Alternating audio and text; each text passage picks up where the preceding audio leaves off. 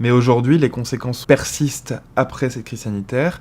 On estime que le nombre de passages aux urgences pour tentative de suicide a augmenté quasiment de 30%. Enfin, c'est quelque chose qui est énorme. Et le nombre d'hospitalisations pour tentative de suicide, depuis la crise sanitaire, en fonction du lieu d'hospitalisation, mais ça peut être entre 70 et plus de 100% d'augmentation. Ce qui est intéressant, c'est que cette augmentation, elle concerne pas tout le monde, elle est assez élective. Et elle concerne surtout les jeunes filles entre 11 et 17 ans.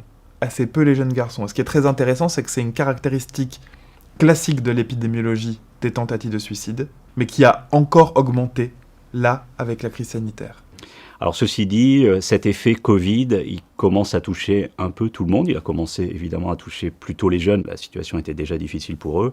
Mais en fait, toutes les tranches d'âge maintenant sont affectées par une sorte d'effet Covid retardé. Ce qui est probablement intéressant de regarder, c'est cet effet de déliaison sociale que la crise sanitaire a pu générer. C'était un phénomène qu'on observait déjà dans beaucoup de sociétés occidentales liées à nos modèles de construction sociale post-industrielle, essentiellement libérales et assez individualistes. Probablement, il y a eu un effet d'accélération. Initialement, probablement de resserrement du lien social parce qu'il a fallu faire face, mais progressivement, à l'issue de ces crises sanitaires, de déliaison. Or, on sait que la rupture du lien social est un déterminant très important pour les crises suicidaires.